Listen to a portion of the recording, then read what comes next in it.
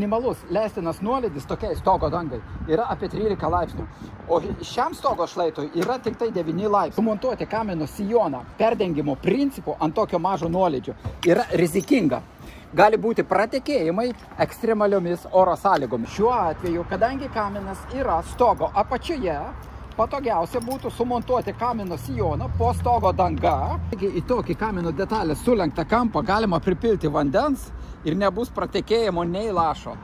Štai vanduo stovi ir iš apačios viskas sausa. Išsivalom dulkes, šiukšles visas. Esant staigioms temperatūrų kaitoms, ant stogo dangos iš vidinės pusės susiformuoja kondensato lašai. Vandens lašai patenka ant difuzinės plėvelės, ant medienos ir bėga žemyn. Per nesandarumus vanduo skverbėsi į stogo paketo sluoksnius, pūdo konstrukcijas, o kai kuriais atvejais prasiskverbė net iki apdailos. Atnaujinau ir užsandarinau difuzinę plėvelę prie kamino, taip pat sumontavau lataką kondensatui. Kondensato latakas apsaugo stogo konstrukcijas nuo vandens ir taip pat nuo perteklinių kritulių esant ekstremalioms oro sąlygoms. Demonstruoju, kaip veikia kondensato latakas. Vanduo pakliuvęs ant difuzinės plėvelės, štai, bėga per kondensato lataką, per difuzinę plėvelę ir nubėga į stogo lataką, štai.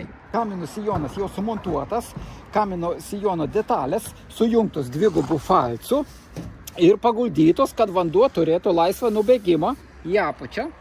Ši detalė yra padaryta papildomai, kad apsaugoti esant dideliam lietui, nes vanduo gali peršokti per šitą bortelį.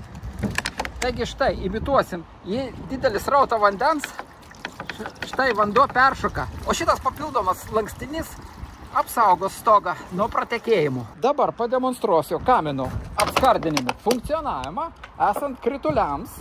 Štai vanduo, tarkim, atbėga nuo kraigo, jis įsibėgėja prie kamino sijono, štai, atsiremia,